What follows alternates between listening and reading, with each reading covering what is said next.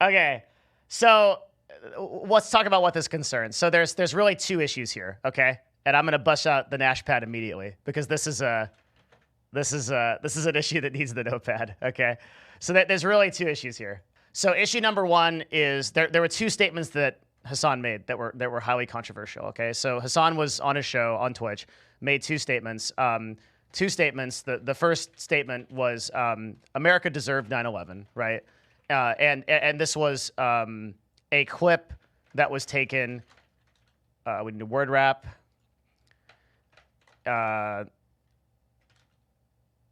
Debatedly out of context. I don't really know like how to the clip was taken out of a larger talk regarding.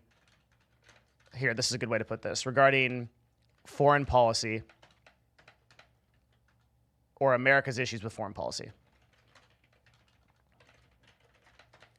The second statement, so I will just say what it said. So this is in regards to, and this is like some extreme stuff. So, and probably this is going to be on YouTube, so I need to like censor some stuff. So I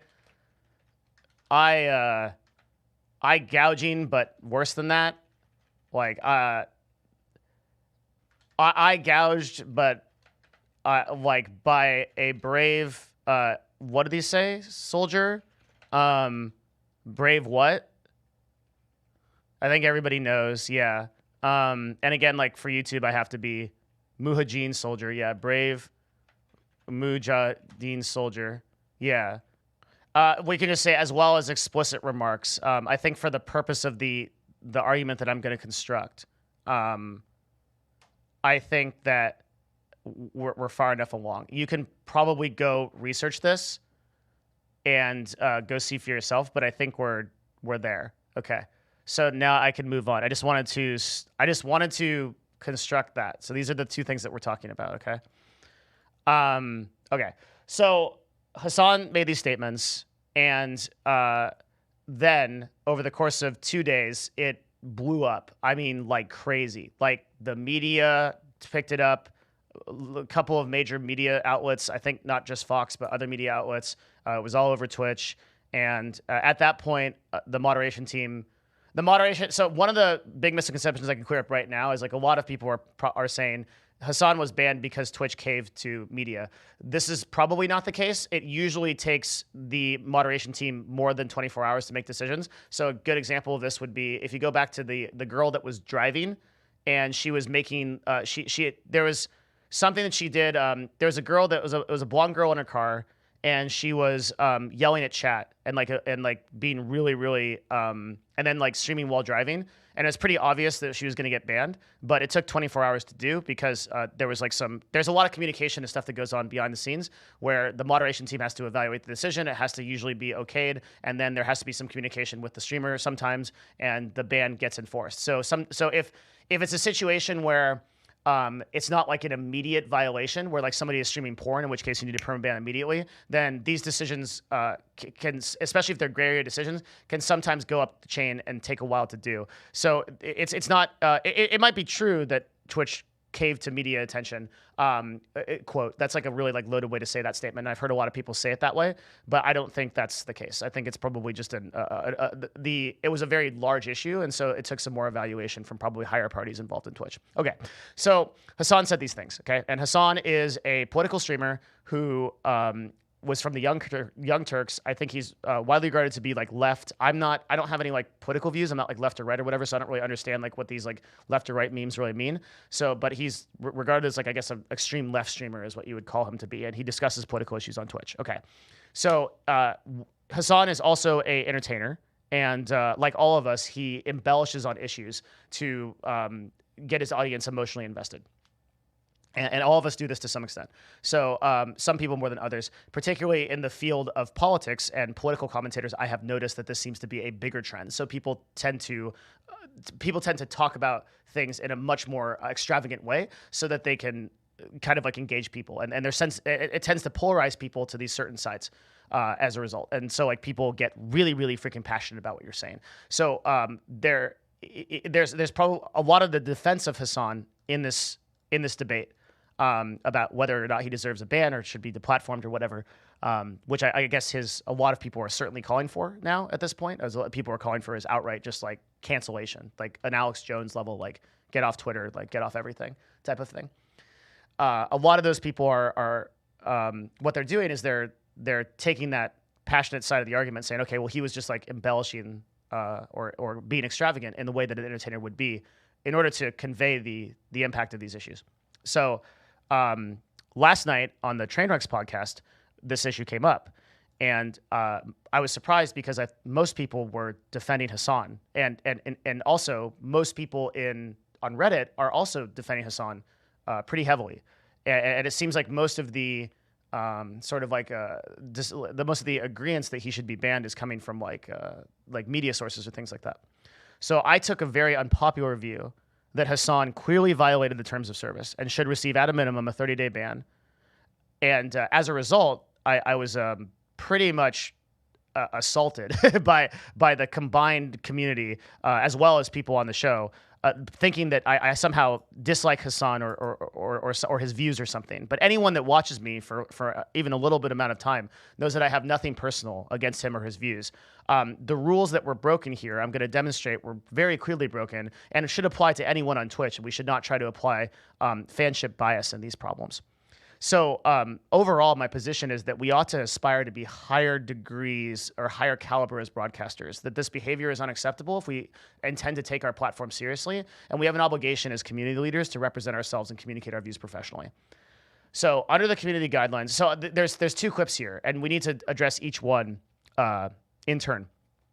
The America Deserved 9/11 clip, I'm personally of the opinion that this kind of talk should not be allowed on Twitch. However, I can understand and I can concede that in a gray area, this could be as personally being misconstrued a lot. I get misrepresented a lot, especially increasingly as people post like memes of, Devin Nash, CEO, CMO of the universe of Amazon, whatever, says that he's too important for people and that all blue collar workers should, work for the man, earn 1% of a CEO's salary, right? Like there's all these like misconstruing things that happen to me. So I know how it feels when somebody clips something out of context, and that sucks. And I'm willing to accept that this clip could have been, quote, taken out of context in regards to a larger discussion about America's issues with foreign policy.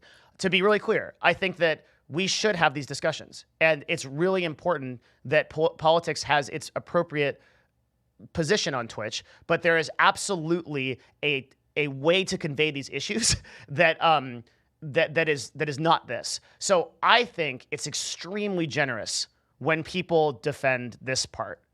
Like the whole like America Deserved 9/11, no matter what your beliefs are on this subject, and that's really important. I really, really want to convey that. No matter what your beliefs are on this subject, whether you think that's true or not, we should pay respect to the people that lost their lives, that had nothing to do with policy, that were going to work that day, that had families, that thought that they were going to have a normal day, and then their lives changed forever. And we should try, especially as community leaders, to pay proper respects to everyone, not just those people, but to everybody. If there was a tragedy in Afghanistan or Iran or anywhere, it concerns human life and it's tragic.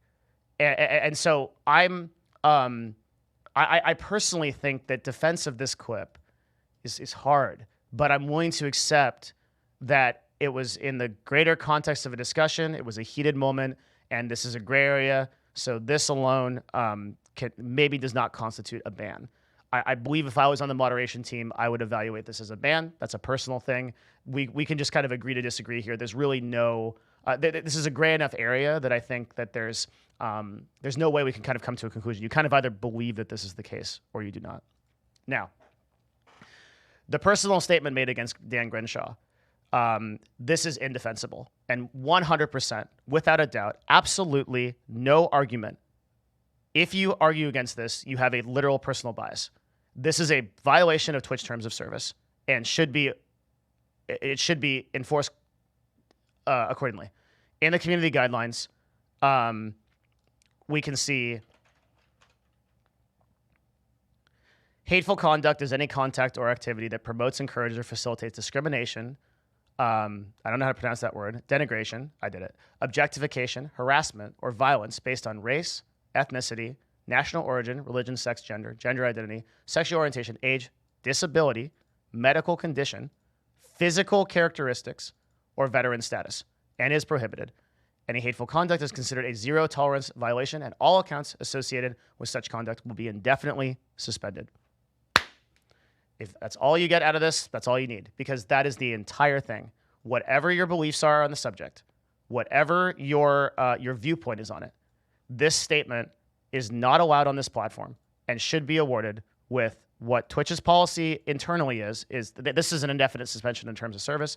Twitch's internal policy is a 30-day ban for partners and an immediate indefinite suspension for any buddy that comes back and does that a second time. So some people are saying that Hasan's ban was 7 days. I don't know. I don't know how long the ban was. I've heard 7 days. I haven't heard 30 days. But Hasan didn't get permanently banned for this, and Twitch enforced the terms of service correctly in this situation. Again, there really should be no argument here. Even if you are a diehard fan of Hasan, you should concede that this statement was insensitive and directly violates Twitch terms of service and how we ought carry ourselves as a platform for professionals, and deserves punishment. Your actions have consequences, and I also challenge Hasan and call upon him to take ownership of the situation and say that this was going too far. This was something that shouldn't have happened, and that he should try to uphold himself and convey his views in a way that is more professional in the future. I understand that this is a brand risk for him to do so. Nonetheless, I think that should happen. And I would hold these standards to absolutely any person on Twitch. Now, there will be some of you that say, but Devin, there have been Twitch streamers that have said worse things and they got away with it. Fine. But we can't use a red herring over here, which says, okay, just because this streamer got away with this thing means that this individual case should be regarded thus, right? This is the terms of service. The terms of service should always be enforced consistently if able. In this case, the terms of service were applied correctly, and that's it. This is very clearly hateful conduct. It's very clearly harassment, and Twitch made the right decision. In fact, I think Twitch was too lenient. I think Twitch should have, at the minimum, banned him for 30 days. I don't know how long the ban was, and maybe should have indefinitely suspended him. And the reason why this is the case is because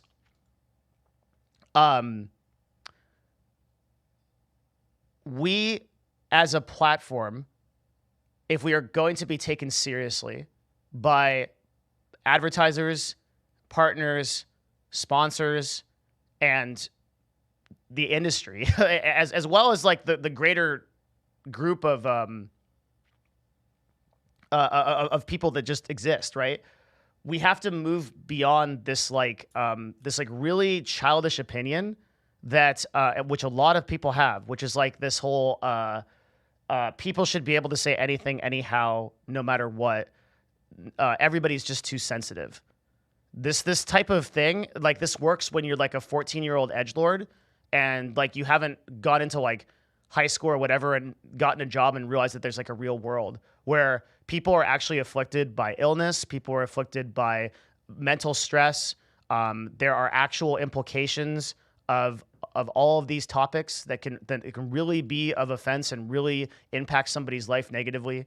And we should be respectful to people, if at all possible, that struggle with situations that are worse off than ours.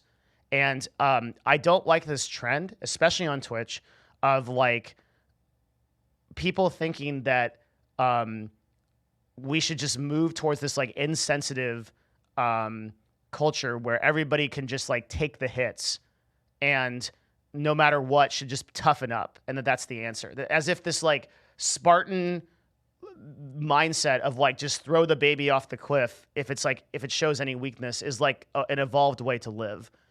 People have feelings, people have emotions, people have genuine challenges they're struggling through, and we should try to lift these people up.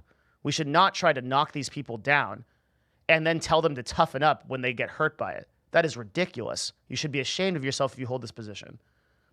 So whenever I advocate for professionalism on this platform, and I'm met with, but Devin, like, what about freedom of speech or whatever? Freedom of speech operates insofar as you don't harm other individuals. And there are ways to convey these views in professional ways. So whether you are on the very far left or right or up or down or diagonal or whatever everybody that follows Bernie Sanders is, okay, like you can convey your opinions without saying things like this. Right. And by the way, you can also convey them coming from a professional entertainer who not only am I a professional entertainer, I also manage professional entertainers. It's my job to tell professional entertainers how to do their job. I can tell you right now that there are ways to do this and still get tons of viewers and still be tons of controversial and be really funny or whatever. Right. You don't have to embellish yourself to the 1,000. Like, you don't have to just the culture of Twitch today and of YouTube to some extent is this like race to the bottom thing where we just try to say the most sensational, most crazy, most controversial thing because publicity will take us higher, even if it is hugely negative. And we've seen this again and again, that no matter what, you will grow because you say something that's crazy sensationalist or super controversial, and that act of people ping-ponging off of you and talking will result in that talking getting you more brand exposure and brand awareness. And to some extent, I actually believe that this ban from Hasan will grow his channel. And I've talked about this in previous videos and discussions before. Especially if this is a 7-day ban, this is nothing. And I don't think that like the people that are arguing that Twitch is caving to the media are like, if Twitch is doing Hasan a favor. They're giving him a 7-day vacation from streaming where he doesn't have to worry about it while everybody simultaneously talks about this issue so that he can come back, have 15 to 20,000 viewers and discuss this for the next 4 or 5 days. That's what's going to happen. Just like Dr. Disrespect, just like everybody else that got banned, Twitch is, if anything, too lenient on this. They should follow their terms of service. And they should enforce what they said they were going to enforce. Because I remember when they came out and they said, ironically, even though this was finally a ban that Twitch applied correctly, this is still inconsistent. Twitch even manages to make a mistake even in this. Because this is undeniably a hateful conduct case, again, and the punishment for hateful conduct is a 30-day suspension followed by an indefinite suspension. That should be enforced. That's the rule. And that's the rule because that's how we aspire to be better as content creators and broadcasters and a platform as a whole. If you break that rule, you get the axe. That's it. It's not a difficult thing to understand. Yes, people make mistakes, whatever. Even indefinite bans can be appealed over time. There's many people that have like messaged Twitch after like a year and they've gotten back and they'd be like, oh, sorry, you know, whatever. But like if advertisers and brands and people that are looking at us on the outside, they don't see us taking this seriously, they won't invest in the future of the platform. And they'll just think it's a joke, which right now it is. It's a joke because we enforce these things super inconsistently. And, we don't do the right thing when it comes to these things.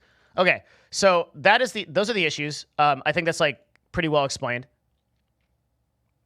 And then I'm going to cover finally a call to action for all broadcasters. So as if we haven't been dramatic enough, every broadcaster on this platform on Twitch TV has a responsibility. I have talked about this to Destiny a lot, especially when I sometimes visit his broadcasts. And I've talked about this a lot with other content creators. It is something we don't think enough about. When you sit in front of potentially hundreds of people, you have influence, right? That's what we mean by influencer. Influencer means you have the ability to influence people.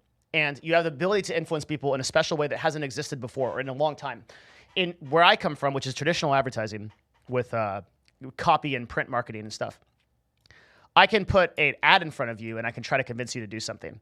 Or, but in doing that, I know that the far more superior way to sell you something is if you know, like, and trust me as a brand or as a person, then you're part of my tribe, and you'll buy something from me because I can actually just tell you outright that I think it's a good idea, and that respect and that equity that I've earned with you will cause you to buy that item. And this is the strongest form of advertising. It always will be. It's called word of mouth advertising. In a funny way, influencers have word of mouth advertising and power over people in a way that has now scaled. That before in life, you might just have a few friends that you convince to buy something. So it's like, oh yeah, you tell your neighbor, and then you tell like a couple of friends, you tell your girlfriend or whatever, like, you should buy this. Like, I think it's cool. And then they do, or don't, but they have a much higher conversion rate, right? They're more likely to buy the product. With influencers now, we have this incredible power, really. And so to some of us, an almost unfathomable amount of power where at some point you have 20,000 people in front of you listening to what you're saying. This is an unprecedented amount of power, and there is not enough discussion about how do we handle this in a way that is good, right? Like that it just does good for people. Are we gonna promote destruction? Are we gonna promote hating people? Are we gonna promote that kind of level? Are we going to uplift people and try everything we can do to create a better world? And I argue for creating a better world, and I challenge every content creator and every broadcaster to try to do this. It is my opinion and the objective reality that Hasan violated this covenant and thus should take the punishment for that. There is no doubt. However, we can learn from this, and it can be fortunate that he is not permanently banned so that he can hopefully come back and he can work on his content and he can present these ideas in better ways, because these ideas that he has are important, and the ideas that he has are need to be conveyed and need to be voiced, and all of the dissenting ideas need to be voiced too. And we need to have a platform and a place where that stuff gets discussed, but it needs to be discussed in a way that is cognizant of the feelings and emotions and real struggles that other people have. Every content creator should be aware of the power they have to be able to influence other people for bad or for good. And in their mind, they should try to aspire to be the best they can be and to give that power out to other people to do well and to do thus. We should uplift each other. There is so much hate and suffering and madness in this world that we don't have to do anything but sit here to have just terrible stuff going wrong, right? That half of the Amazon forest is on fire. There's enormous implications. There's violence everywhere. There's all kinds of things happening. We should try as hard as we can as content creators to uplift people. That, to me, is why I started streaming on Twitch. It's why I know a lot of people started streaming on Twitch, is because I want to make somebody's life a little bit better. This kind of stuff, it doesn't have a home here. It doesn't make anybody better. These issues are really important to discuss, but we need to discuss them as professionals, as people seeking to correct legitimate errors in society, and we need to do that in a constructive and professional way. Every content creator should think about this every day. Before they hit start streaming, before they hit upload YouTube video, this should be on the mind of every content creator. That's their challenge. And your challenge as viewers, you should still do the same thing, right? You have that power too. You have your influence network. You have people you know. Uplift people. Do good by people. Try as hard as you can. What you do matters. Okay? That's my position on this. Thank you, everybody, for...